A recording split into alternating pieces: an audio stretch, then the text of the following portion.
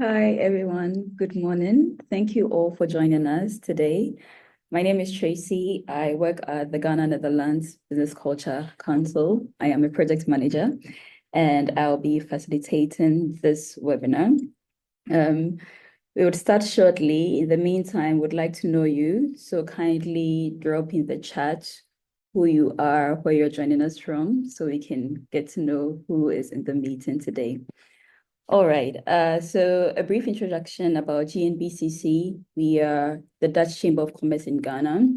We're a membership organization, and we also organize a lot of projects, mainly with the Netherlands Embassy in Ghana. So GNBCC, for our members, we offer advocacy services, trainings and workshops, business promotion and networking, and also market research. And yes, we are also a project management organization. So we conduct a lot of projects, particularly to help the private sector development, to stimulate trade and to strengthen the sector. So we're currently organizing various projects under the private sector development project. We have projects for the youth, projects for women, projects for people in horticulture. So they cut across, and please feel free to check out GNBCC's website after the webinar and our social media pages to get to know us and to also join the organization, the membership, because there are lots of benefits you can appreciate once you join the chamber. So thank you all for joining us. After organizing various projects, also projects that cut across the export sector, a lot of questions we get around freight forwarding and all the procedures surrounding shipping and exporting from Ghana to other countries. So we know this topic is very pressing, and we hope that your questions would be answered after this webinar. We have some GNBCC members who also happen to be GNBCC board members, and they would take us through, they would answer our questions today. They are experts in the field for several years. We have Comexas group, and we also have Portside International. So they would be answering all our burning questions concerning freight forwarding procedures and documentation. I want to go over a few housekeeping rules. Please make sure that you're muted during the webinar. There's 15 minutes for Q&A. So during that, you can either type your questions in the chat or you can unmute yourself and then ask your questions. But in the meantime, I would kindly ask that you remain muted.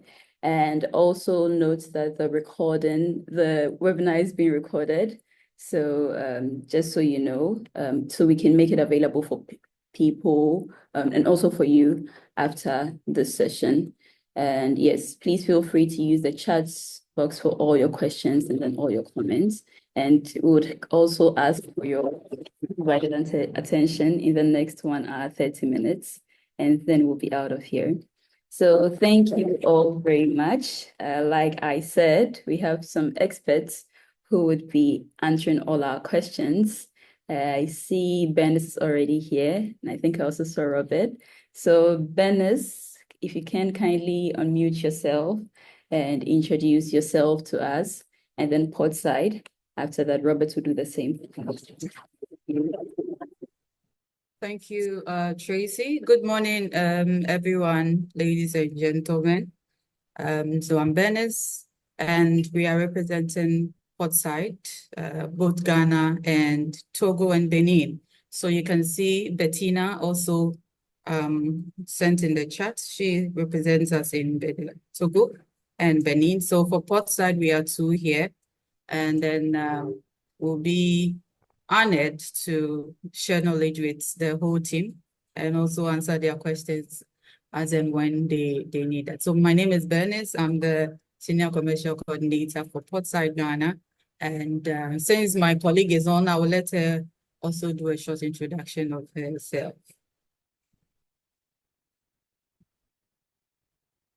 Thank you, Bernice. Bettina, please, the floor is yours. Good morning, everyone. My name is Badago Bettina. I'm the country manager for Portside, Togo, and Benin. I was previously in Ghana. I've been in the GNBCC as well. So we'll be very happy to answer all your questions and give you light on what is going on in Togo and Benin as well. Thank you. Thank you, Bettina. Roberts, kindly unmute yourself and do the same for Comexas. Good morning, everybody. My name is Robert Korte. I'm currently country manager for Comexas Ghana with 8 years with the company and in logistics. I wouldn't call myself an expert, but I'm here to share at least what I know from the last 8 years in freight forwarding. Thank you. And also a board member of GNBCC. Thank you. Thank you, Robert.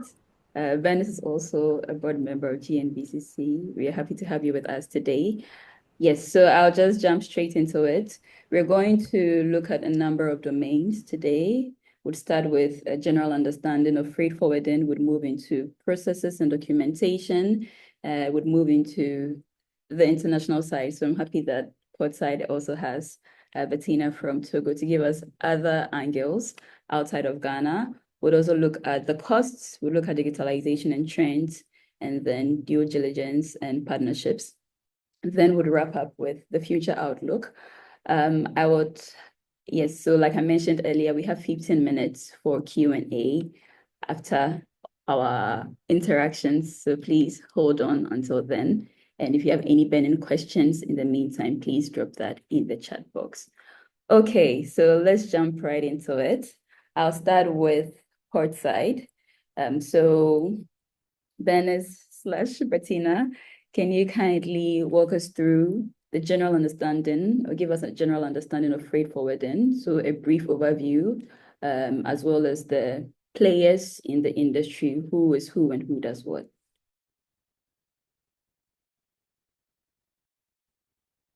Hi again, Tracy. Thank you for that question. Bernice told me I was going to give the overview on freight forwarding, so I'll just go ahead. So the general understanding of freight forwarding is that it involves organizing and coordinating the shipment of goods from one location to another. So that's the basics. And then while doing that, you have transportation modes also coming into play, such as the sea, the air, the railway, or the road. And in that freight forwarding process, you have freight forwarders that act as intermediaries to manage the logistics, the documentation, sometimes the customs clearance, and then ensuring the overall compliance with the international trade and regulations. So when it comes to the key players in the freight forwarding or the shipping industry, you have, first of all, the shippers. Shippers are the people or the businesses that are sending the goods. Then you come to the freight forwarders, who are the ones coordinating the logistics and the transportation of goods. Then the customs brokers that handle the customs clearance and ensure the regulatory compliance. Sometimes you have freight forwarders that act same as customs brokers. Then you have the carriers. So the people or the organization that provide the transportation means, so the shipping lines, the airlines, the trucking companies, and so on. Then we have the port authorities, which obviously manage the port operations and the infrastructure, and the government agencies that regulate trade and also enforce the customs laws. So that is briefly what we put generally under freight forwarding. Thank you. Thank you, Bettina. I'll still stay with Portside, but I'll move now to Bernice. Can you walk us through the typical end-to-end freight forwarding processes, so from shipping to customs clearance? Right, thank you, Tracy. So I think my colleague has done a good job in giving an overview of what freight forwarding is about. So now I would want to elaborate on the processes that goes through before your goods leaves Ghana and cross any border, either by road, by sea, by air. Those are the three main which she mentioned. So the first thing is that there should be something to cross border with. If there's nothing to take from one point to the other or from one country to the other, then why are we here? Why do we bother, right? So there should have been an agreed goods or goods that we intend to send from one point to another. And in this decision, there has to be a sender and a receiver. And those are the people we refer to as the shipper and then the consignee or the receiver. So the shipper is the person in the origin country that has the goods or the cargo and intends to ship it to an entity in any other country that is ready to receive that cargo. So once that is done, we know there's a shipper, we know there's a receiver at the other end ready to receive. That means the decision has been made. Now, once that decision is made, the next important thing to look at is to identify what relevant documentations are required for that particular shipment. Because based on their trade regulations and documentations that characterize every shipment, depending on what you are shipping and depending on where you are taking the cargo to, you are required to provide specific documentation. And in this case, it's very good to know your kind of business, the kind of cargo, and also speak to your agents or your freight forwarder if you have no idea, so that they can advise you accordingly. So after you have made the decision to export, the next important thing you need to do is to identify a freight forwarder, because they are the intermediaries. They will help you to advise you on documentation that you probably have no idea of, to get them.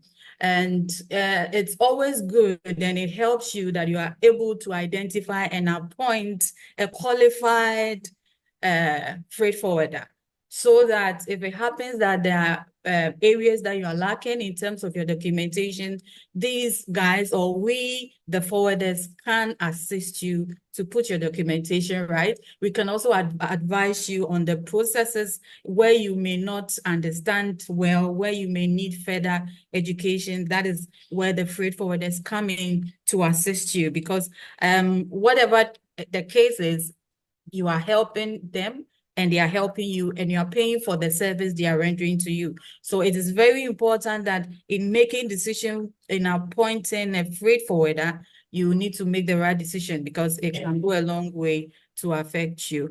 Then after you have made you have appointed your freight forwarder, you need to put your documentation right. And since the next subsequent questions are going to talk about the documentation, I wouldn't want to go so much into it, but you need to put your documentation right and deliver to your freight forwarder on time or in time, so that based on your schedule for your export, you will not be behind time, or you will not have delays in your export. So once you make these documents available to your forwarder, then the forwarder then takes it up and starts the process with customs. And also managing the cargo from your warehouse, how we're going to get the cargo from the warehouse to the port. That means that your freight forwarder would have to also connect with the shipping lines and the airlines to make sure that your cargo is booked with them. And we know that we now have a carrier, and all this, the forwarders will assist you to do that, right? So your freight forwarder will assist you to get freight with the airlines, the shipping lines, also liaise with customs, register your documents and your cargo and shipments in custom systems, which is the ICOMS, pass a declaration. And in all this, there will be communication between you and your freight forwarder, and you'll be able to have understanding and follow the sequence of how the process is going as your freight forwarder reports to you how it goes. So once the relevant document is given, the freight forwarder begins book your cargo with the airline or the shipping line or the transporter. That is if it is by road. And also do all due diligence as far as customs is concerned. Once they are done, the cargo is booked, it is sent to either the airport or the port, which is Tema or Accra. So once all documentations have been able to go through and it's confirmed, your forwarder will be able to forward the cargo for it to be carried by the aircraft or the vessel that is appointed for your cargo. And as it leaves Ghana, wherever it gets to, that whoever is receiving it will also start that same procedure by getting a forwarder at destination, given the relevant documentation, and then they will also go through the custom procedure in the destination country. So I think we have a quick overview of that. Thanks, Ben. And for those of us who are new, how do we identify the right freight forwarder? At least now we know about Portside, but yes, that's why we are here, you know. So if you want, yeah, that's why we are here. I know there are a lot of one-man moving freight forwarders. You know, when you go to the port, you find a lot of them, but the difference is clear, right? We have the right information. I always advise clients that deal with an established freight forwarding company. If you deal with individuals, they will tell you because they need a business, they will give you so many assurances and promises, and they may not be well informed, and they will end up coming later on with a lot of cost. So you may get a quotation or an estimate from a freight forwarder, a well-established freight forwarder, and you may think that, oh, this is on a high side, and you go and deal with some, you know, one-man moving companies somewhere, they will give you cost, but when you finish with the process, the extra cost these guys will tend to bring to you, which they may not be able to explain, you'll see that if you had just dealt with an established forwarder, because we know the systems, we know the tariffs, right? So we are able to advise you directly, and then you get the right information as you need to know. And for once you are dealing with a freight forwarder, a well-established freight forwarder, even when we give estimates, we give quotations, you see that we make sure that every item is outlaid, and we make sure it's expatiated. You know what is what and what represents what activity. We break it down for you to understand and have a fair idea of the process and the cost involved. thank you, Bendis. So please do well to reach out to Portside after this meeting if you're looking to begin your export journey. And I'd also ask Portside to please, in the chat, put your details there. So your company Sure. website and the numbers so that people know how to reach you. Sure. Would you say, Benis, I am still on you, or Bettina can also go for this? Sure. Would you We're say ready. there are any changes? So in terms of especially Ghana's customs, are there any changes in regulations, shipping regulations that we should be aware of? Yes, there have been changes over the years. I think it's from 2019, you know, customs, the system they were using was more manual than paperless. But I believe that the government then was really championing paperless operations at the ports and all that. So the ICOMS was introduced. And this has been very quite an interesting journey once as the ICOMS was introduced, because the ICOMS has helped to streamline the activities with customs and at the port, where you don't have to go through a lot of manual procedures and you know, wasting so much time in getting things done and approvals with officers, chasing officers. But in the system, you can sit in your office. The customs officers can have access to whatever you are doing in the system, pick it up, work on it, get back to you, leave their notes, and let you know what you need to do, why you're not getting approval, within the shortest possible time so that you can. So there's over the years, there's a lot of improvement.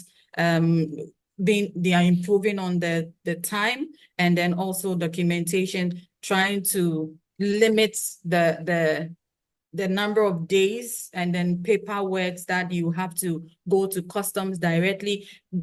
Those around those times where the GCNet was in operations, there are certain corrections. It will be difficult to even have it corrected unless you go to the customs head office, which takes a longer time, and it ends up making your process very long. So yes, there has been tremendous improvements.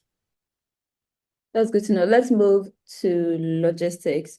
So what would you say the current logistical challenges are at the ports, and how can businesses navigate them? I'm sure one answer would be to have the right freight forwarder. Sorry?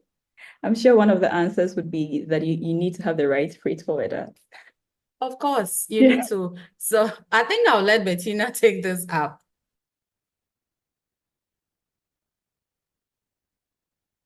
Bettina, kindly unmute. Hello. Yes, we can hear you. Hi, Tracy. Sorry, can you please ask the question again?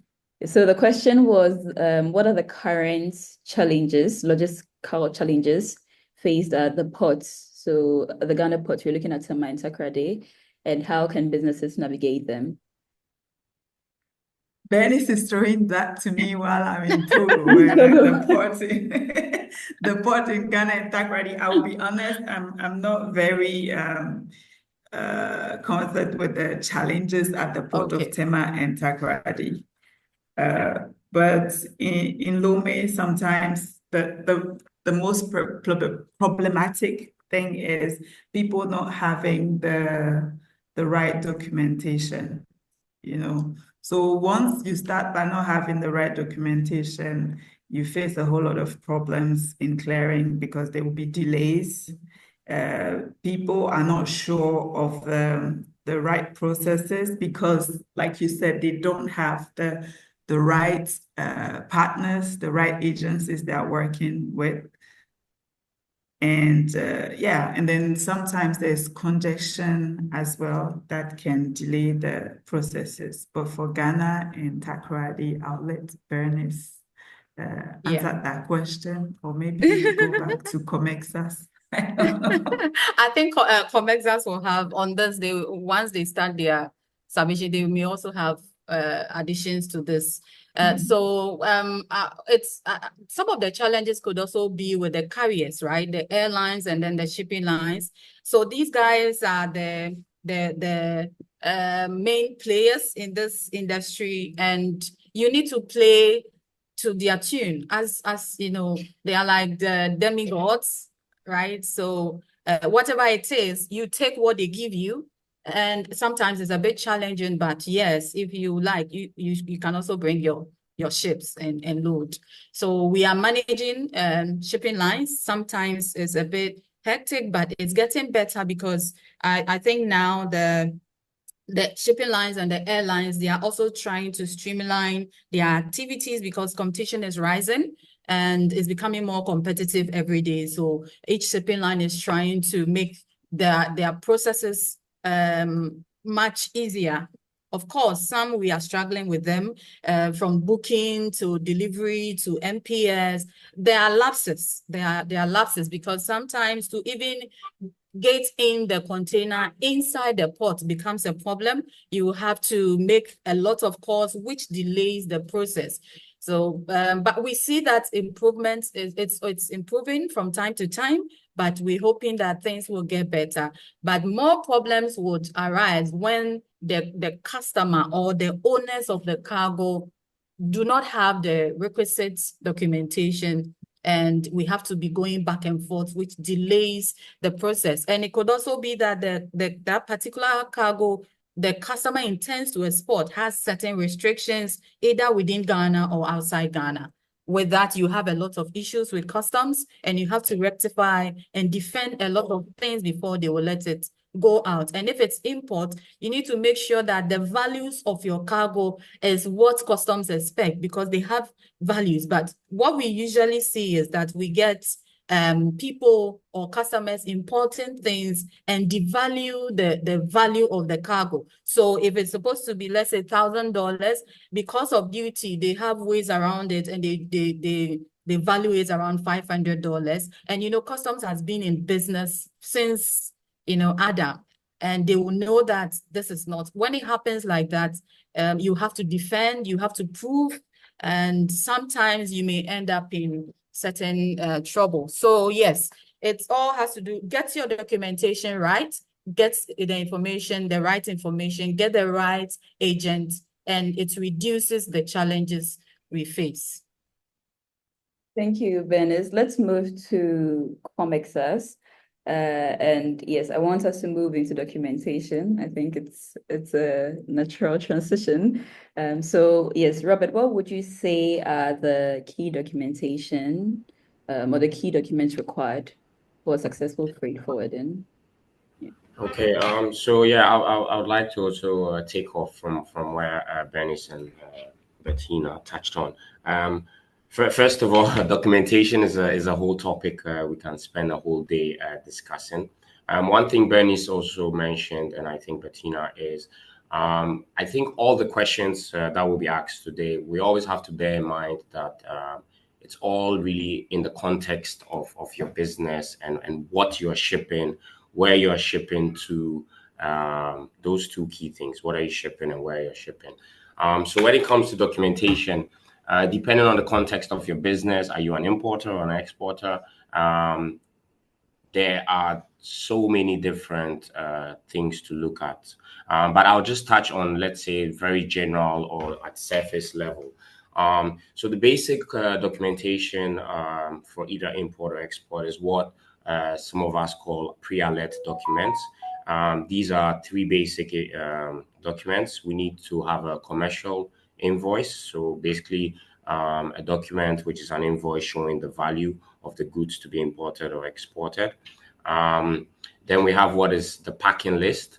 So this basically also shows, the quantities, a bit of a breakdown, because the commercial invoice is mostly on values. So a bit of a breakdown. It also shows the packaging, quantities, itemized list of goods. Some people are able to combine the packing list and commercial invoice in one document. And then the next basic document is what we call the bill of lading for sea, and the airway bill for air freight shipments. So these are always the first, let's say, basic three things your freight forwarder would usually ask from you for documentation.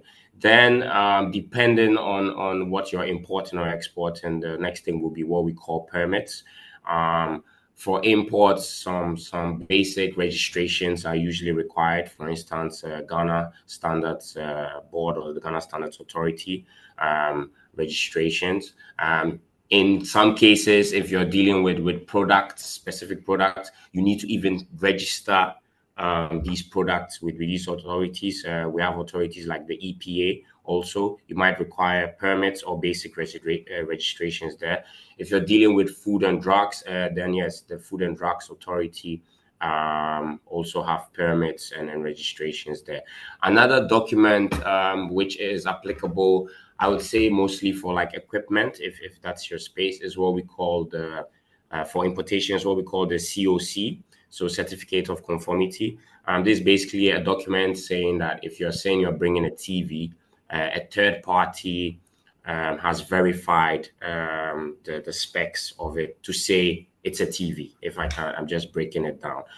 This is a document a lot of people forget about, and then your goods are in Ghana, and then you have to pay a penalty on that.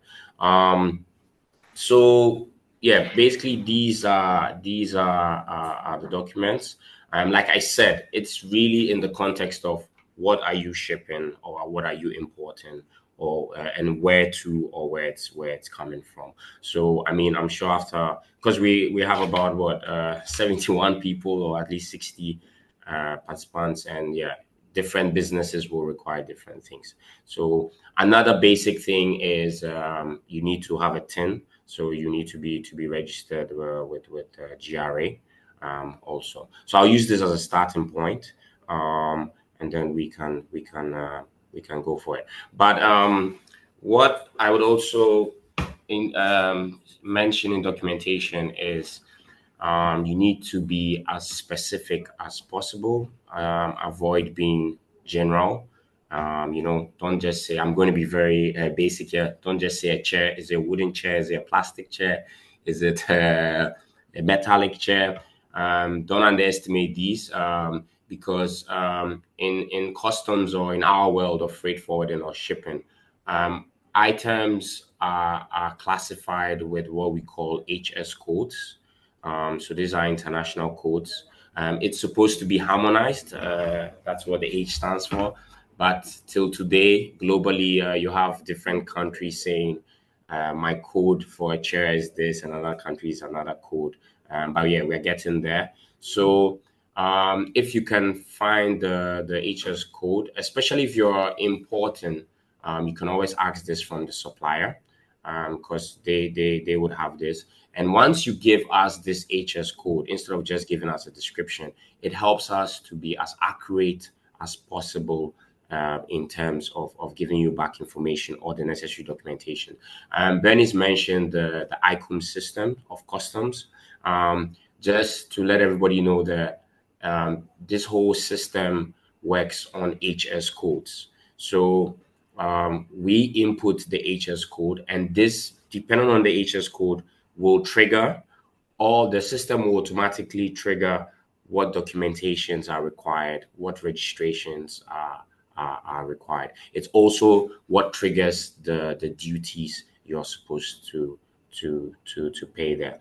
So this is import. For export, some basic documents also, if these are consumables or food items, what we call this phytosanitary certificate.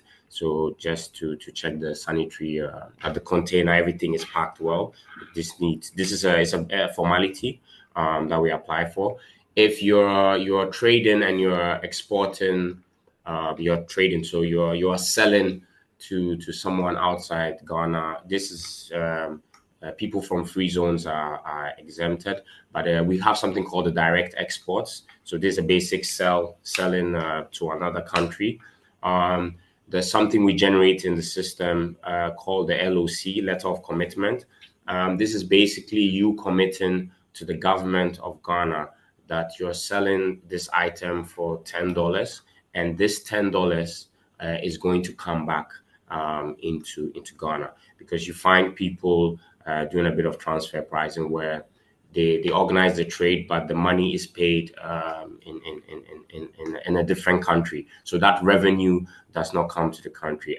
The government is not saying they need that money or they are not going to tax you. It's just that this LOC, you provide your bank account details, and your bank is on the platform, and through BOG, Bank of Ghana, they just need a confirmation that the money came to Ghana, and that's where it ends. If you have usually 30 days, you can extend it if the payment terms are longer, it's allowed. But if you do not fulfill this LOC, you have the chance of being blocked for your next export. So yeah, I think I'll stop here for now. Yeah, I think we would dwell a little bit on this. Can we go into the common mistakes people make? Okay. When it comes to Yeah. So with common mistakes, I would like to also continue again from where Benny's left off when you asked about the challenges in the port. It's always easy for shippers or importers to and even freight forwarders to point fingers at who is to blame. But I'd like to always mention to my clients, even though sometimes they don't want to hear this, but in the whole process, as Bettina explained, the whole process is involving a lot of stakeholders. You saw the number of stakeholders she went through. We have government authorities, we have third parties, the port, we have terminals, we have the shipping lines, the airlines, you have the agents, you have the importers, exporters. It's a joint responsibility. Yes, you can have delays at the port, you can have delays with customs, but the clients tend to just give their documents to a freight forwarder, or let's call us agent, and they just want their items delivered. If you take this approach, yes, you'll be screaming at us, but you're also not helping the cause. The client or the importer exporter also has a responsibility. One of the first things I think Bernice already mentioned is how early you give us these documents. If your shipment is already in Tema, I'm just giving an example, already in Accra at the airport, and you are now giving the documents, yes, we are already a bit behind time. Documents should come as early as possible. For sea shipments, we say at least 2 weeks. So if you give your documents to the freight forwarder early enough, yeah, and in Ghana, you're allowed to pay duties even before your shipment arrives in Ghana. If we've gone through all these processes before the shipment arrives in Ghana, not between 3 to 1 week or 7 working days, your items should be delivered reasonably. But if the items are already here and you're given the documents, we are now starting the process. Customs might have queries. The port might have issues, things like that. It just prolongs, and it's a ripple effect. Going back to the topic of costs, it's a ripple effect. Then you have demurrage in there, and things like that. So yes, I'll say first, early submission of documents to freight forwarders. A second thing is, please involve your freight forwarder in the conversation as early as possible. Even when you don't have a full set of documents, nothing stops you from sharing a draft bill of lading with us or a draft commercial invoice, for us to check. If you send it and there are mistakes, we can correct it. But depending on when you send it, it could be too late. So please involve us as much as possible early. We have clients when at procurement stage, they are already involving their agent there. The next thing I want to touch on is in terms of information.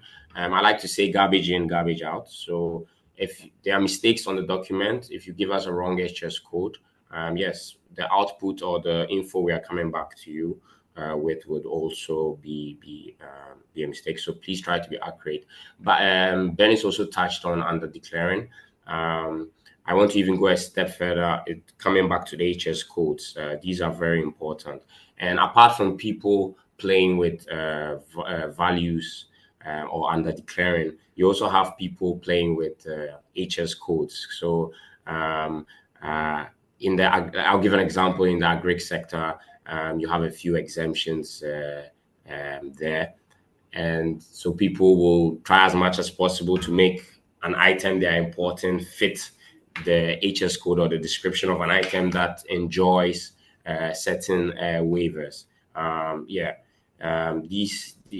You try it. I mean, even if you are not caught immediately and your goods come out, don't forget there's something called post-clearance audit. 3 years time, customs can always come back to you to explain that.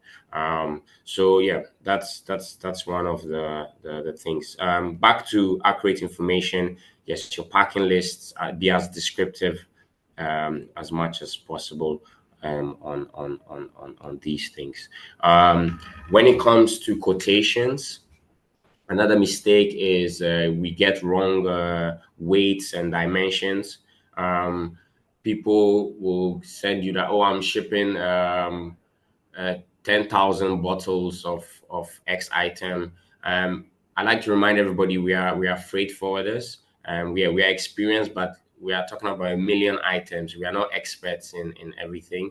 I might be an expert in a certain product. Bernice would be in a different. So we are not the ones to determine that these 10,000 bottles are going to fit in X number of boxes or so we need that information. I'm shipping these amount of boxes, pallets.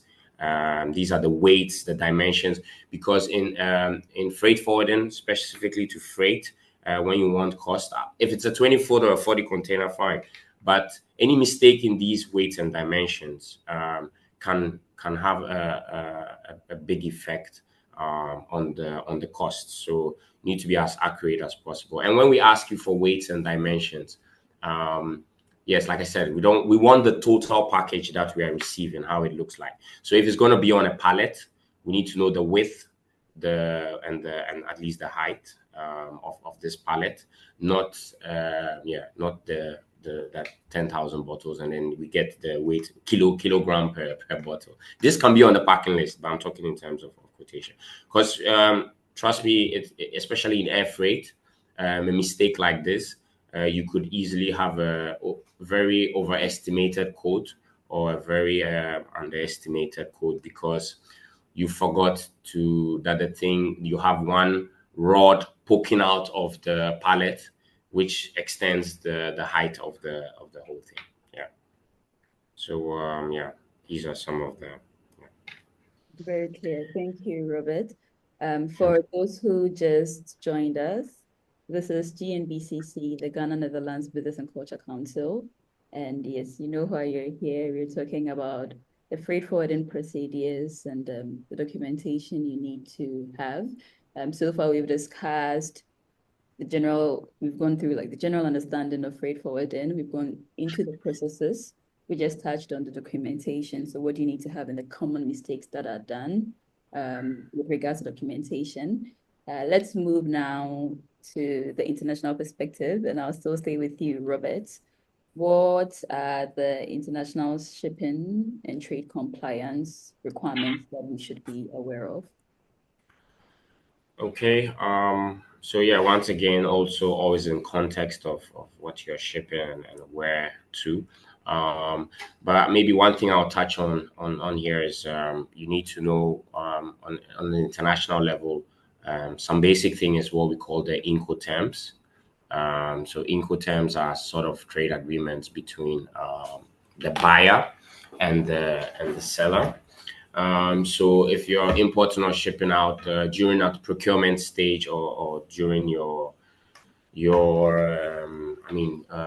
at the negotiation stage, some people forget to look at the Incoterms. Now, I'll just touch on a few common ones.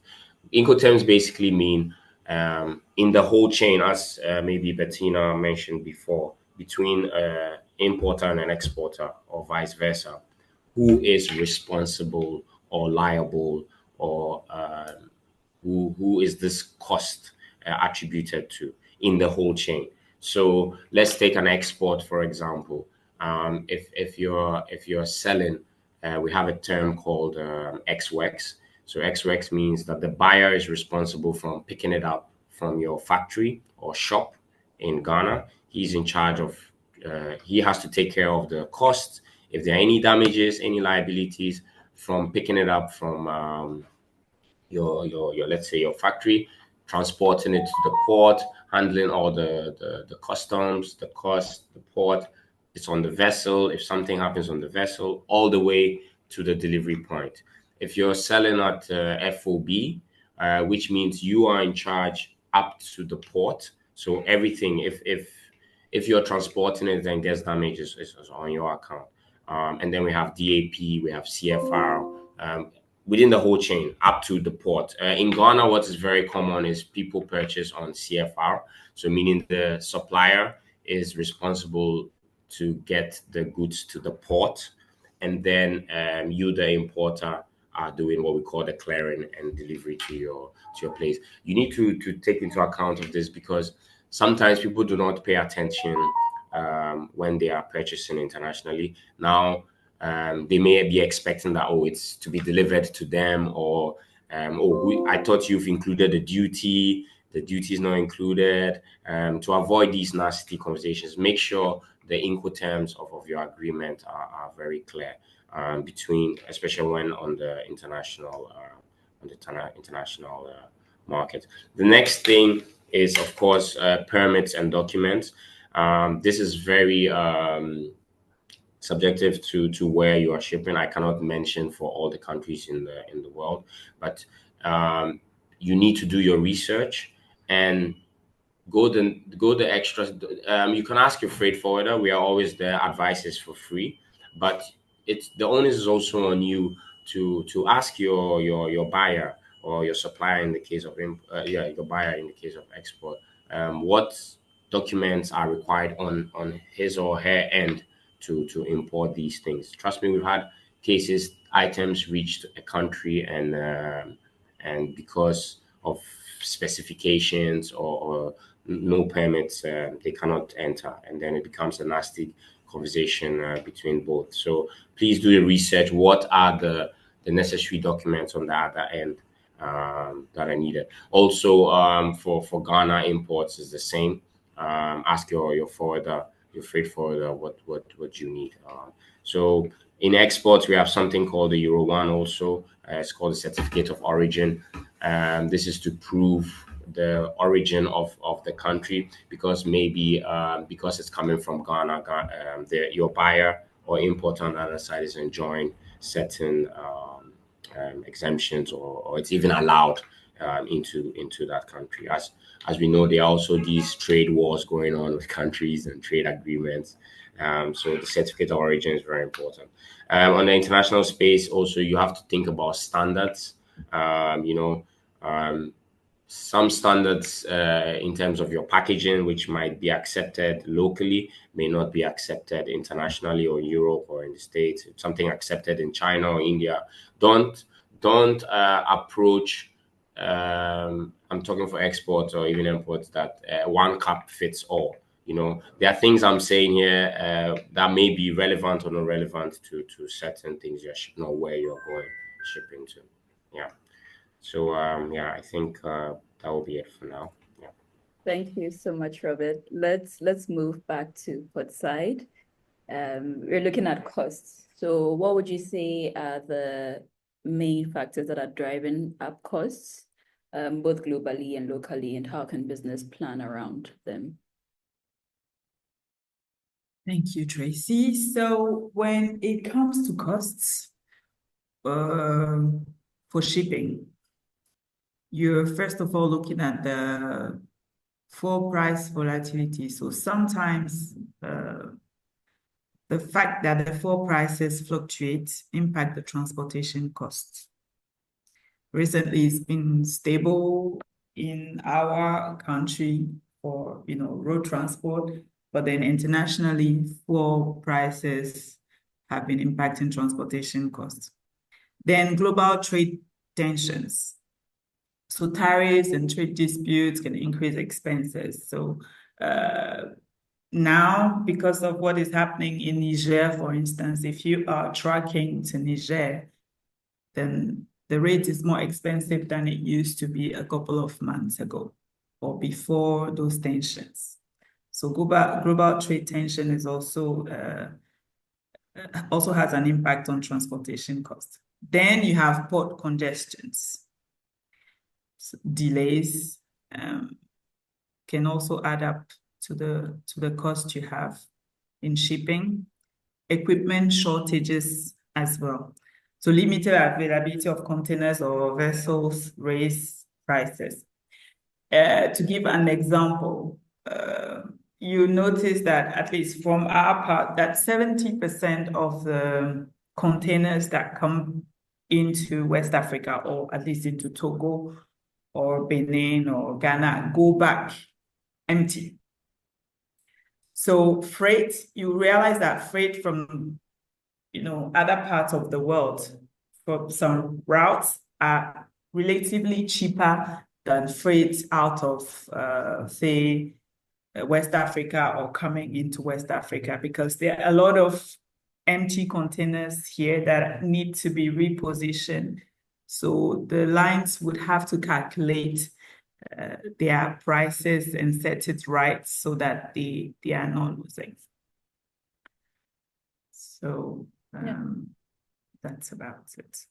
Thanks. And on the topic of delays, how would you say business can minimize delays at the ports, unexpected delays? So the first thing is to have an efficient documentation. Like Robert mentioned earlier, you have to have the right information on the paperwork. Note what documents you need at origin, destination, what regulations are in place, put the right weight, the right description, dimensions, and everything. So the first way to minimize the delays is the efficient documentation. Then we'll come back to it again. You have to use reliable freight forwarders for agents, like us, Portside.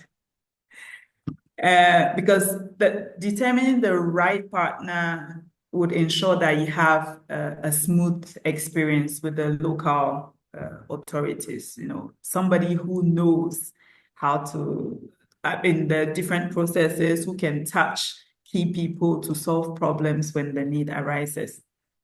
Then, timely pick up and return. If you have planned, if your goods arrive and then you have to pick them up at a certain time, make sure you pick them and then return them in time. So that would also avoid the delays. You have to also check port schedules to plan for your shipments.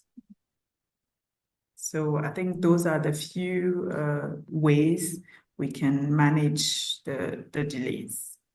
I think if there's nothing at all we pick from this webinar, a few things keep coming up that you really have to make sure that your documents are in order. So have the right documentation and also make sure to work with the right partners and the right freight forwarders. So make sure that you reach out to Portside and Comexas after this webinar.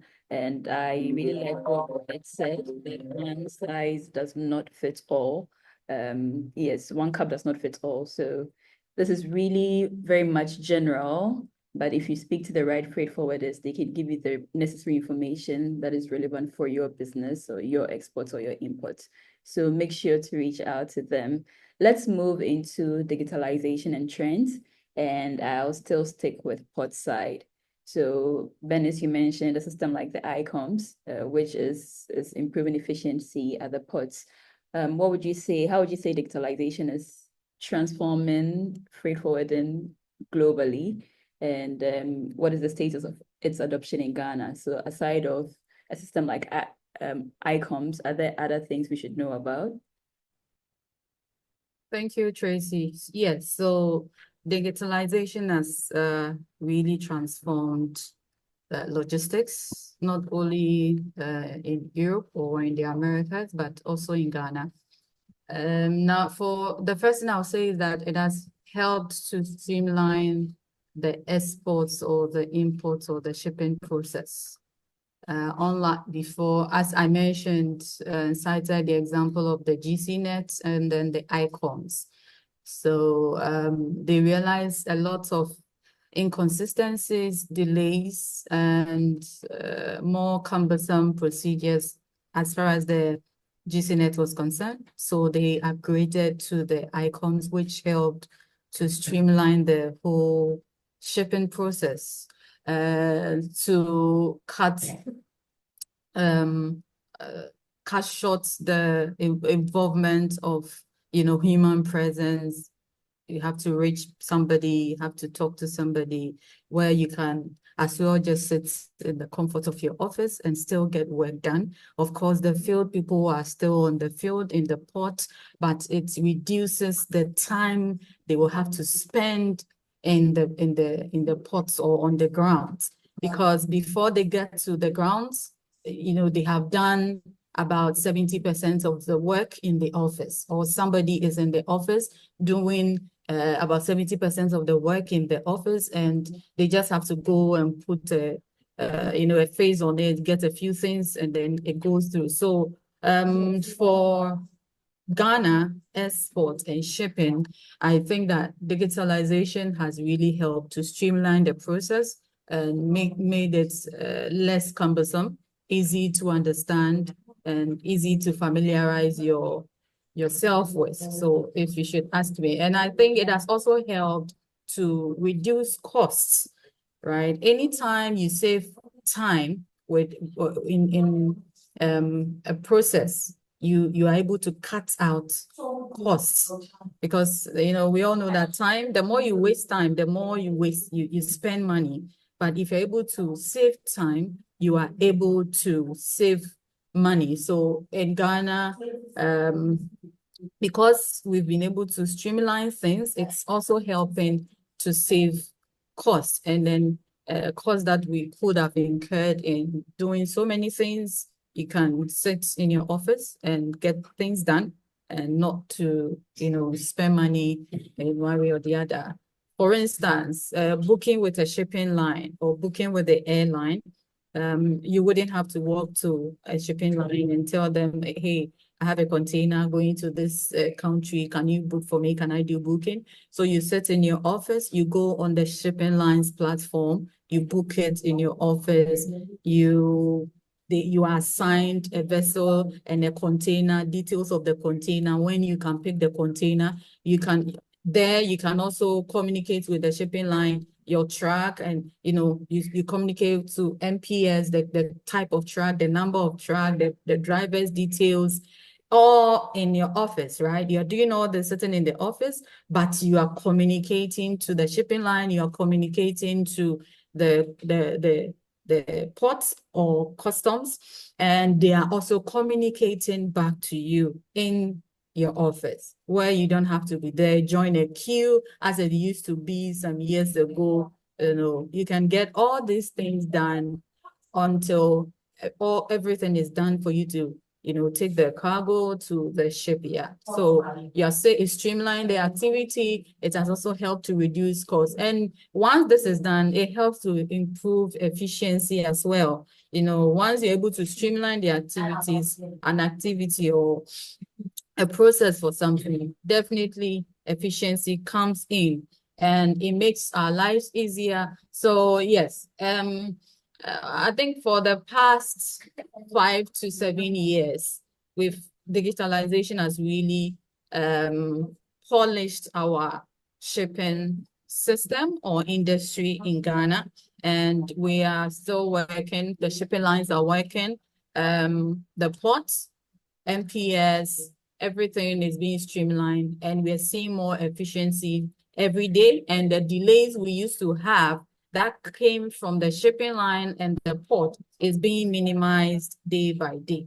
So yes, that has been some of the positive impacts that we have had for digitalization. And of course, it has also helped to enhance a paperless system, right? Where you had to deal with a whole lot of documents and papers and, carrying this, making so many mistakes. You can sit and enter into custom system, go on the platform of a shipping line and get your stuff, your shipments go through where you don't have to put a lot of papers with, and, all this will help to protect the environment as well, I think there will be other upcoming questions that will address this. So I want to end here so that we can make progress.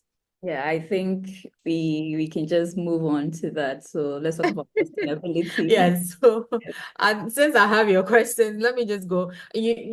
Somebody would want to also ask about green logistics and stability. I think that was going to be your next, and that's where I even talked about the paperless, trying to do away with all these helps to protect the environment. So, green logistics is where, shipping the players in the chain are, working towards adapting environmentally friendly practices, in the aspects of shipping or all the aspects of the shipping, from warehousing to transportation to distribution. Right. So now shipping owners or shipping lines are trying to manage their routes so well so that they don't have to spend so much fuel from, having to do so much or longer routing from one point to the other. So they try to, select routings in efficient ways that fuel consumption is reduced. And it's the same with Ghana, where the ports, MPS, for instance, you wouldn't have to do so much paperwork, but you can just go online and get everything done. It protects the environment. Our company, for instance, we run a container depot which runs on, 24-hour solar. It's powered by solar 24/7. right? And this helped to reduce electricity. We try, our tracks are now we are on Euro 6 tracks, which is very environmentally friendly, right? It doesn't cost much time. So we as Portside are very much concerned about our environment, and we are adapting, processes and procedures that's very friendly to our environment. So yes, digitalization has really helped to improve our processes. And we are also, not only as I know, the shipping lines, other freight forwarding companies are now really getting or using green logistics in their operations in order to protect the environment, safeguard and reduce the damage, shipping activities put on our environment and infrastructures. It's good to hear that lots of Ghanaian logistics companies are gradually Yes, embracing green logistics and sustainability. sure. I will throw this question to both of you, so to Portside and also to Comexas. Let's look at the future. So what would you say are emerging trends in global trade, and how can Ghanaian businesses prepare in the next 5-10 years?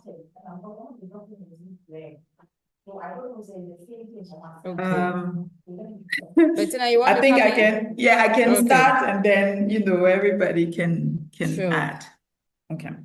So like Bernice mentioned earlier, there's increased digitalization. So everything is being automated, more ports, automation, MPS terminal, like you can see, adoption of e-documents, e-invoicing, blockchain for trade verification, and then the use of AI for route optimization and demand forecasting. There's also, like Bernie said earlier, stricter environmental standards, pressure from international markets to adopt green logistics practices, which we see that in our region we are gradually moving towards. Also reduce carbon emissions. So it's now compulsory to report carbon emissions for exporters. There's also regional integration, the expansion of the African continental free trade area.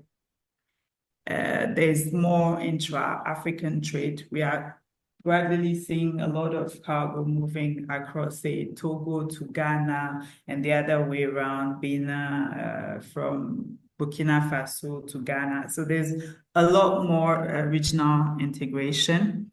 So more inter-African trade, new routes, lower tariffs, and more efficient cross-border processes. And yeah, like I mentioned earlier, smarter ports and infrastructures. There's a lot of growth in e-commerce and SMEs as well. So increasing needs for logistics solutions tailored to small packages, like Robert said.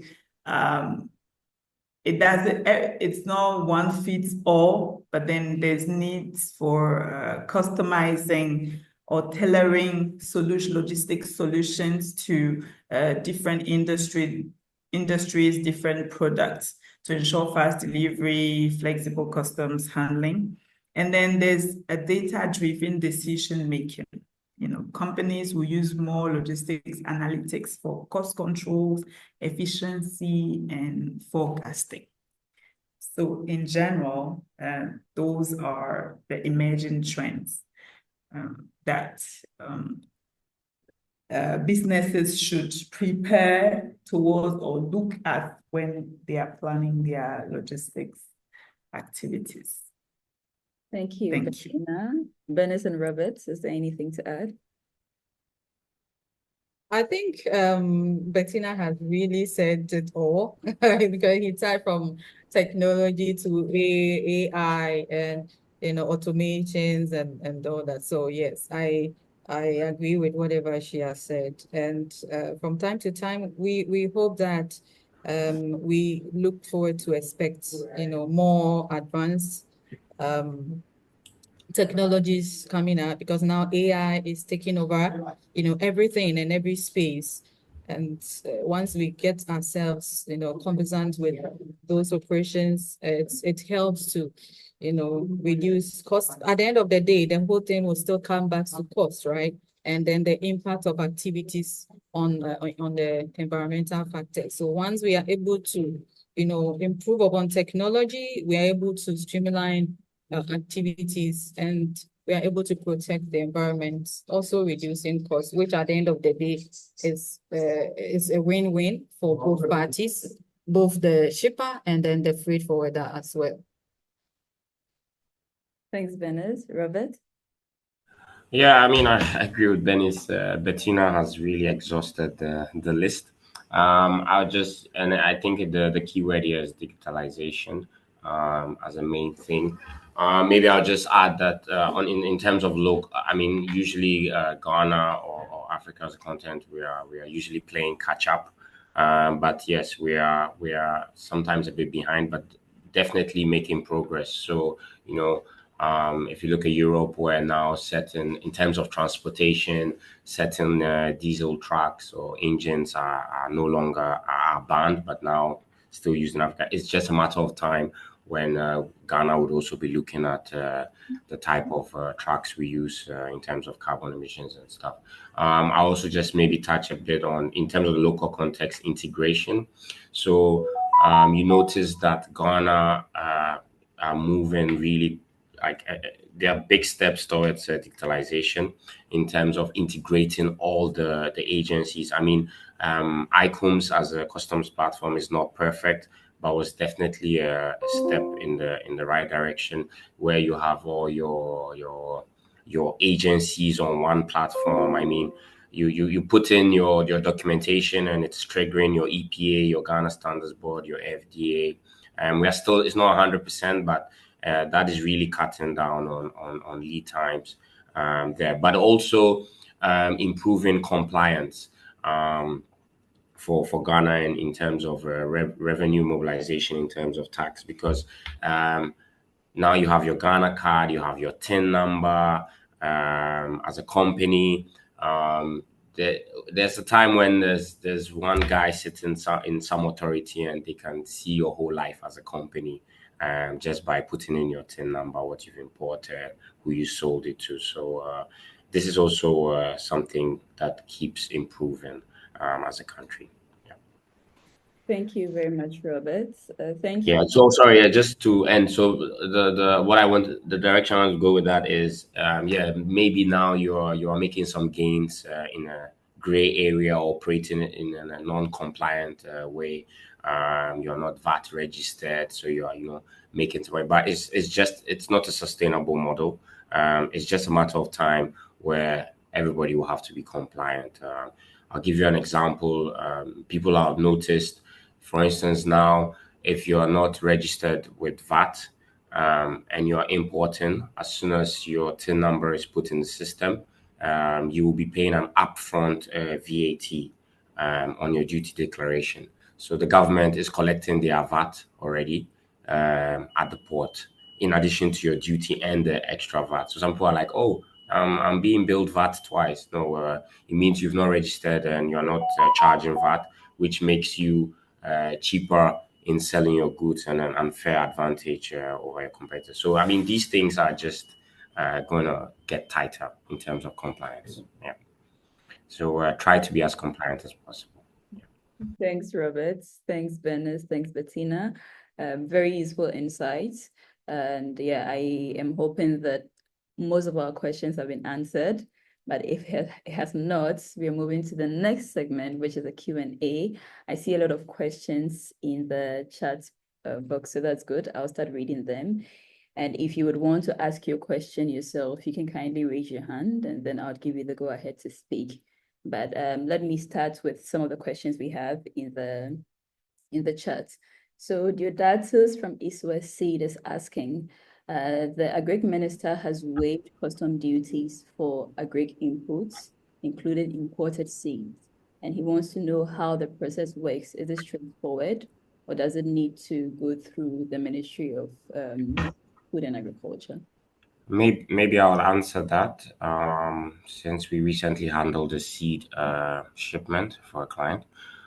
So as far as I know, it's straightforward. So as I mentioned, as soon as your commodity is seeds, which means it will be a seed HS code, it will immediately trigger the waivers. So if I'm not mistaken, duty is completely waived and VAT is also waived. I have to check to be sure, but he doesn't have to, I get his question. You don't, I mean, you have to still go to, is it the PPA RSD? But you don't need to apply for the exemption of the duty. I don't know, Dio, if that answers your question. It's straightforward. Once we put it in the system, your duty declaration would exclude what has been waived by the Ministry of Agriculture. Yeah, that is, I hope that answers your question. Before I move on, I would also ask all our participants, those who did not register, those who did not sign up for this webinar, to kindly drop your emails in the chat so that after the webinar, you can receive the recording. So if you would like to receive the recording or you'd like to be reached by GNBCC, Portside, or Comexas, kindly leave your email in the chat. Okay, so Gifty is asking about the LOC procedure. I think Robert, you also touched on that. She's asking about the LOC procedure, the role of the shipper, and she wants to know how it generally works in Ghana. Okay, so the before you start shipment, we have something we call the letter of credit. So you give your bank details, your bank account, the branch, everything to your agent. That's a registration done in the custom system, where we input your bank details, your company details, everything. Now, when you're ready for export, that particular export, we issue the LOC. So this LOC, as Robert mentioned, is like guaranteeing that the export, whatever goods you are taking outside, the payment or the money will be repatriated back into the country, right? So it's like we are promising the government that this cargo or these goods that we are selling in international market, the money will return to the country. So this is done in the ICOM system by the forwarder, and it goes directly to your bank. The bank details you use to register your company, for the letter of credit, right?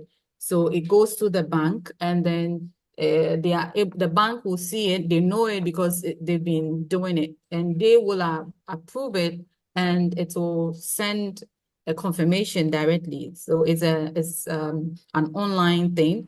So it will come back to the system that the bank, your bankers has confirmed, you have an account with them, that shipment, they confirm. And as soon as the payment hits the account, it will also trigger customs, that the payments actually return to the country. And it's not like, so if you don't get paid, or you get paid, but you don't get paid through the account or through the bank details you provided, customs will hold it that the money has not returned. So that LOC will not be complete, or will not be closed until the said invoiced amount, for that good return to the country. Some people may go and ask for extension, but I think after 6 months or so, you will not be allowed to extend, which if it happens like that, it will be difficult for you to export for the second time. So the purpose of the LOC is for the government to, not so much is exported from our part of the world, right? So the purpose of the LOC is to ensure that all exports going out, we are receiving the money, the equal values in terms of money back into the country. Yeah, maybe just to add to what Bernie said, I think, and maybe specific to what your role as a shipper is, as Bernie said, I would say three main things. as Bernice has said, you just provide your forwarder with your bank details. As she rightly said, it's your responsibility to ensure that the funds are remitted to that particular bank account. And I would add a third one. Also follow up with your bank, even if the payment has been remitted. You need to follow up with your bank, maybe your relationship manager, to ensure that the LOC is matched off or is not hanging in the system, because this LOC is between your bank and the Bank of Ghana. So your freight forwarder can also, I don't know if we have oversight of that, but it's your responsibility to at least be monitoring the status of your LOCs. As Bernice said, you can ask for extensions. It's every 30 days or every 60 days they add. But if you don't, what we see happening with clients is that they don't do these follow-ups, and then you're in the middle of an export and you are blocked because of an LOC. It takes quite some days to unblock or ask for extension. So you don't wait till your next shipment to see that, oh, do I have any LOCs hanging? So this will really be your responsibility. And as Bernie said, the rest is straightforward. It's quite automated. Yeah, thank you. Thanks, Robert. I hope it clarifies your question, Gifty. Hilda from GNBCC has a few questions. So the first one is, what is the current average clearing time, and how can that be improved from the port management side? Anyone can take. Okay. I think I would start, and then my colleagues might add on. I think it goes back to exactly what I said. It's very easy to I control numbers. So we as Comexas would say 2 to 3 days for an air freight, and 5 to or 3 to at least 7 working days for a sea freight. But yes, these are numbers. You can hold me, put a gun to my head later.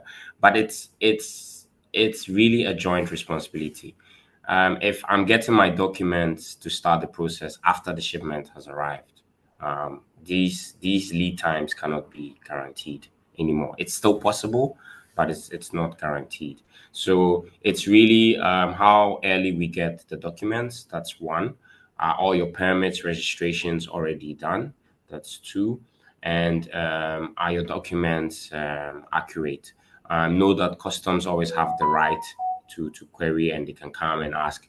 Depending on what you're importing, we can have 5 questions. Even sometimes they'll ask you to send pictures of what it is. Bear in mind that once you're importing something, nobody has even opened the container, and all these processes are going on. We only open the container at the end, just before you exit the port. So until then, all the authorities, including us, we are just working on documentation. Nobody has physically seen these goods until you finish paying your duties. And as I said, in Ghana, if you start the process early, you can pay your duties before shipment arrives, and then your goods can be out within 3 days. It's possible, but yeah, it depends on when we start the process. Thank you. Maybe Bernice and Bettina have something to add. Yes, if you have anything, kindly.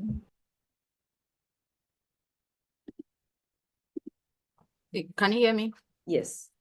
Yeah, so as Robert has said, there apart from our frame of work, right, there are also charges that comes with delays. So once you delay, automatically you'll be incurring costs with the ports and the shipping lines. So for us, we always try our best to work within the time frame where we do not have to pay, or the client doesn't have to pay extra cost in terms of demurrage with the shipping line or storage rent and stuff like that with the ports authorities.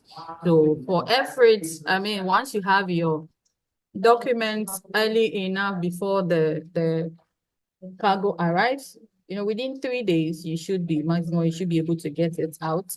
And for sea shipment, once you have your document before the cargo arrives within the 7 days stipulated, we should be able. But, you know, as Robert mentioned, it takes a collective effort on the part of the customer and the forwarder to work together and make sure that we meet the necessary time. For instance, he mentioned about the LOC, right? So usually you know your bankers, and some of these banks can delay. So the forwarder has done everything that needs to be done in the system, but the bank is not confirming. And until the bank confirms and we get the feedback in the system, we cannot make progress.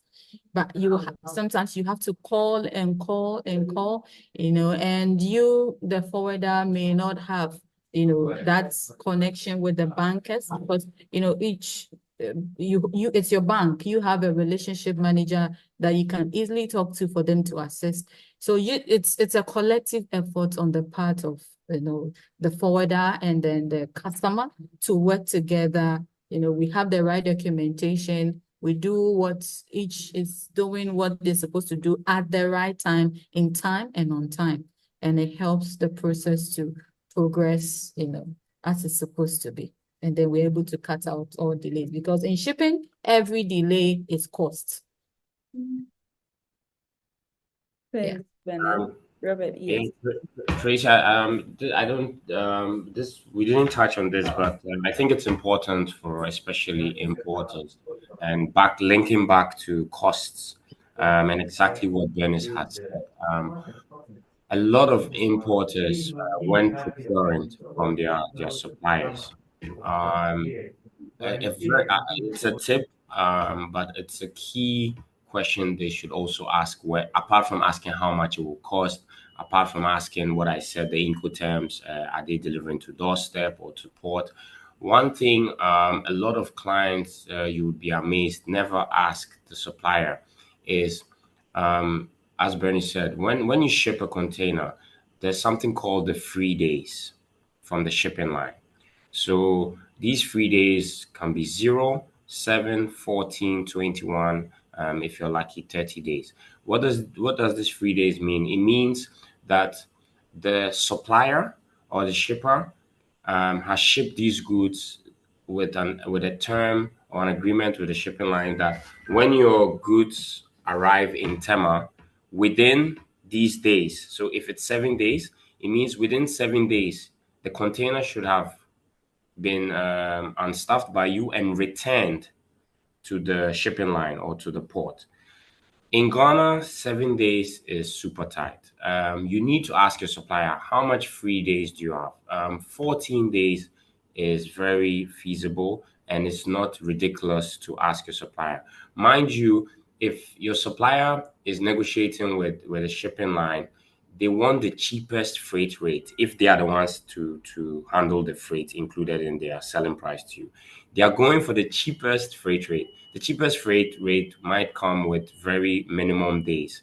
So you might be gaining on the overall price or the freight, but the supplier, he's going for the cheapest. Maybe he's giving you just 7 days. You've not asked, and the goods arrive here. And then after 7 days, you are incurring demurrage costs per day.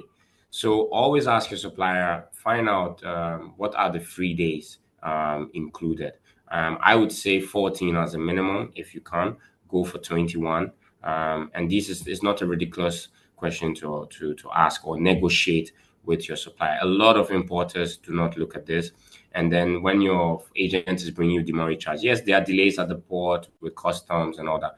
But if you had also negotiated a 21-day free days, with all these delays, you might not incur demurrage. So it's an important thing a lot of people forget at procurement stage. You'll be very surprised. We have a lot of supply managers, procurement managers, and they do not even look at this. So just a tip to also reduce costs. Thank you. Good to know. Thank you. Thank you for sharing that with us, Robert. Okay, so Hilda from GNBCC is also asking how many shipments, and I think either of you can also take this, how many shipments have been realized under the AFCFTA by your company?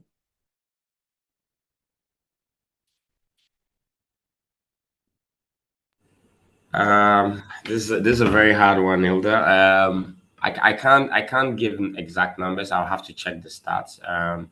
AFTA is quite new, but it's live. It has some challenges, quite a lot of challenges, but it's progressing.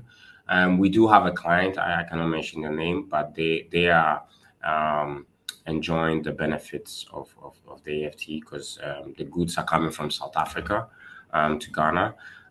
So quite some shipments. I'll also be honest at the same time that because it's still in a developing stage, we do have a lot of delays because not everything is 100% perfect. They are still on a learning curve. So because of these delays, sometimes what you're benefiting in terms of waivers, you will lose in the delays in terms of extra storage and demurrage, as I mentioned.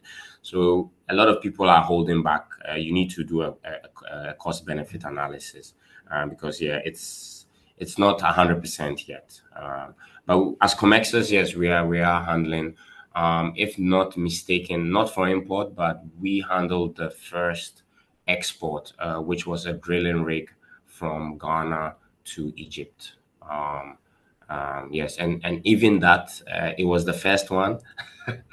But yeah, it was, yeah, I think till today it's not fully closed. Yeah. So still in progress. Yeah. All right. Yeah, so Tracy, to add to what Robert said, the AFTA is quite new. We've not had our first experience yet with Portside, but I know as it stands now, there are about 30 companies that are under this. I do not really have much information about them yet, but they are. And as Robert said, they are. It's new. And it has its own challenges up and down, but I'm sure as it goes along and it's well registered in the process and the system, it will be much easier to talk more about it. So that's it. It's a new thing that we are all dealing with now. And as he said, it's good that he had the experience. And once a new thing is introduced into the system, definitely from the beginning, there will be hitches here and there, the delays. But as it goes along, I think they try to make the necessary adjustments, which makes the process easy for them. The manufacturing companies also enjoy, things like that. And it took time before they were able to streamline, and now all those who have those exemptions, it's very seamless and they are able to, get their process through as early and quickly as possible. Yes. And maybe to add, just to defend them also a bit, at surface level, yes, we see all these nice things in the news at trade conferences, and what they say is very true. But like Benny said, at the end of the day, the implementation is really system based. So one of the challenges they are having is, yes, generic, you can say milk qualifies. If you're shipping milk from South Africa, it qualifies. But then in customs, milk, there's yogurt, there's pasteurized milk, there's this. Which ones qualify, which ones don't qualify?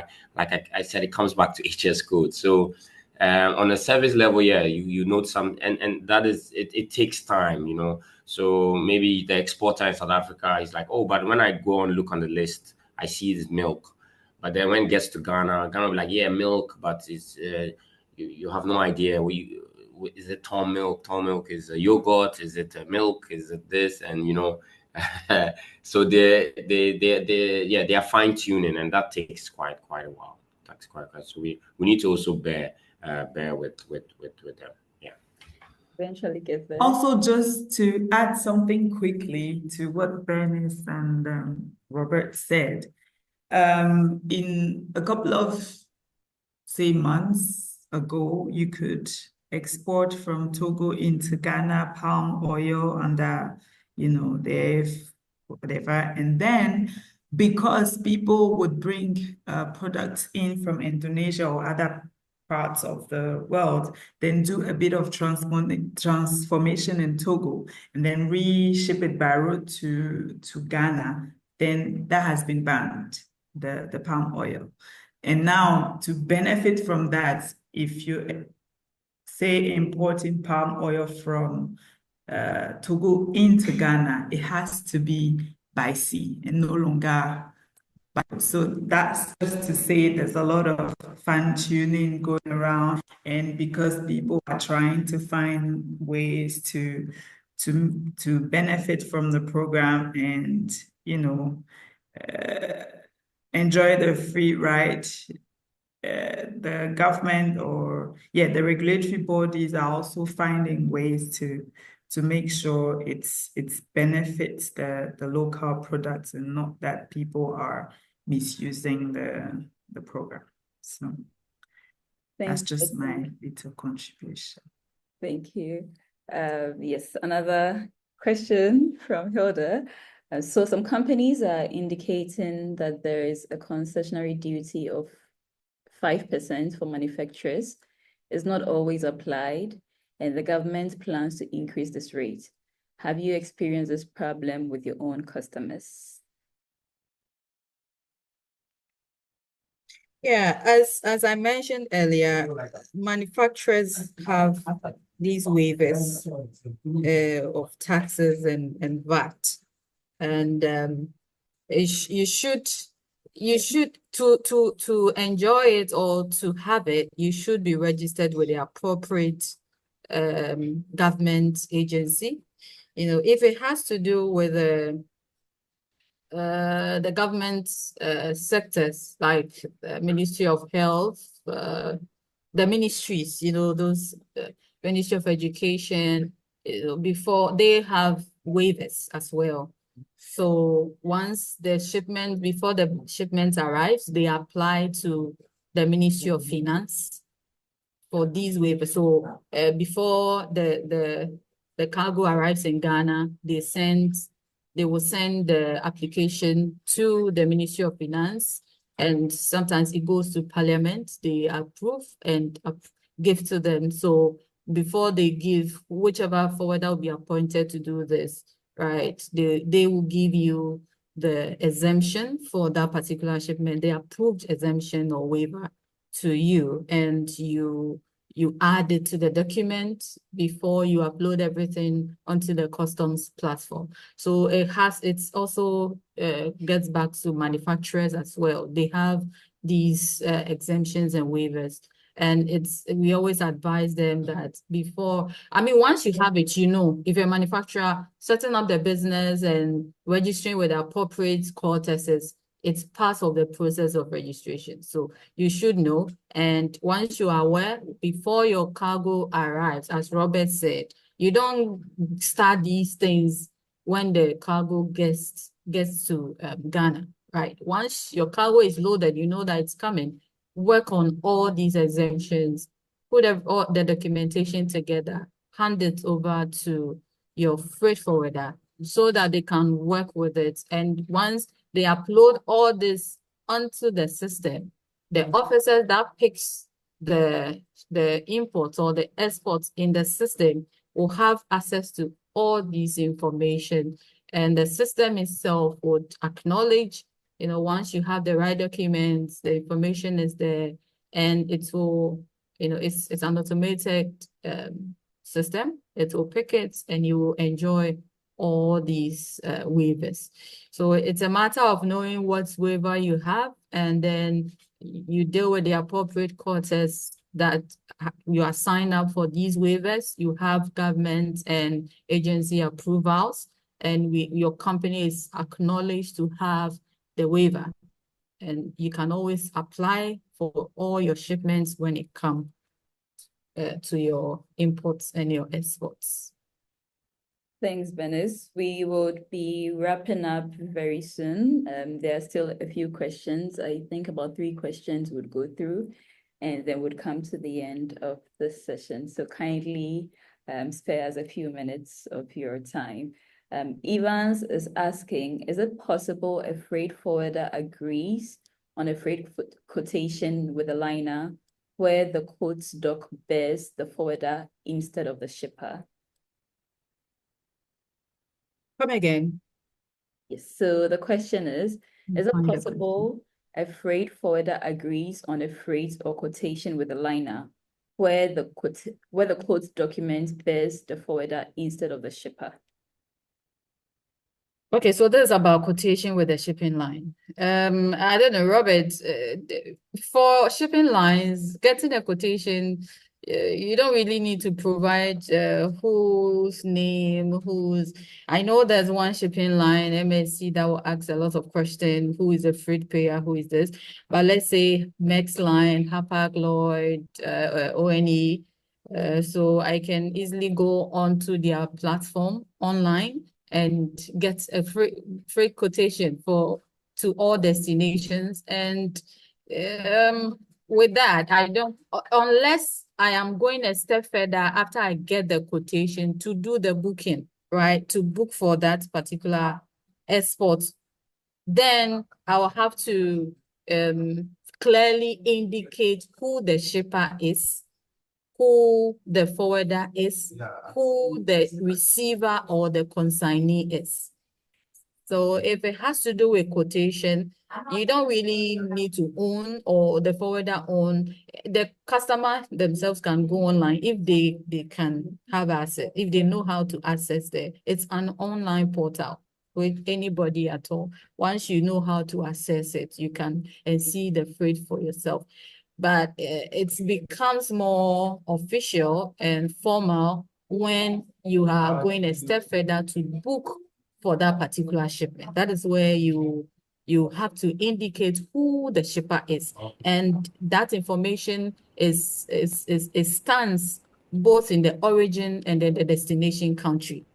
You know, customs in Ghana will look out for that. Customs in wherever you are taking the cargo to will also look out for that, because the shipper means who the sender of the cargo, and then the receiver, who is the owner in destination country, needs to be clearly stated, so that in case there's any problem, we know who owns the cargo and who did what. Maybe Robert or Bettina will want to add something. Yeah, okay, I'll let Robert go first and then. Oh, but now you're already on the. Okay, so sometimes freight forwarders also have, like bigger freight forwarders also have contracts with shipping lines. You know, so once you have a contract with the shipping line, there's a contract number. So if your shipper, how do you call it? If your shipper is going with you and there's a quotation, because there's already an agreed rate with the shipping line for a particular cargo, of course, the quotation with the liner will bear the forwarder's name because they have an agreement. So you can decide, like Bernie said, to go on your own, and then at that point, there's no name on the quotation, you know. But once there's an agreed rate with the line, then obviously there will be a name on the quotation because there's a contract number as well. Yeah. Yeah, I think in terms of quotations, exactly as Bettina and Bernice have put it, it's possible to answer his question. But also bear in mind, I mean, going the next step after the quotation, you book the cargo, and then there's what we call the bill of lading or the airway bill, which, as Bernie said, will bear who is the shipper and who is the importer or receiver. Even in these cases, you can have a freight forwarder being used as a shipper or an importer on record in some cases, because this really has to do with documentation with the shipping line. Going a step further, we have something called a master BL and a house BL, and these documents are there to hold the cargo. I'd like to maybe point this out to you, that not always is a shipper or an importer the owner of the cargo. They are acting as an importer or acting as a shipper. Anybody can act as that. It does not always mean you own the cargo. And for the shipping line, it's not the word ownership is really is a big word in these terms, because yes, you could be the owner commercially, but in the shipping agreement, the one acting has, I'll use the word, a hold on the cargo. So sometimes a freight forwarder could have a hold on the cargo because he's protecting the interest of a supplier or a shipper, and then he is only allowed to release the cargo to the actual importer, who is, let's use the word, the real owner. So it's really a matter of documentation. It's a matter of what are the agreements with the shipping line, also a matter of agreements between a supplier and the receiver, because sometimes, especially in trading, you could purchase goods, you've paid an amount, but to protect themselves, they'll put an agent in between, so that the cargo is not released till, for instance, you pay everything, or it's released in the custody of the agent. But this is really between shipping lines, agents. And so depending on your context, very much possible for something, a forwarder to be acting as shipper or importer. Thanks, Robert. Unfortunately, I cannot cover the rest of the questions because of our time, but GNBCC's email is in the chat. Please do also send any questions you have to us, and then we'll forward to Bernice, Bettina, and Robert. And also, Bernice, Comexas and Portside, kindly drop your company emails there for any other questions that might come up. I want to say thank you very much, first of all, to our panelists for agreeing to do this, and for waiting patiently and answering all our questions and sharing your expert advice. Robert, you say you're not an expert, but I think you're very much an expert. So thank you so much for doing this with us.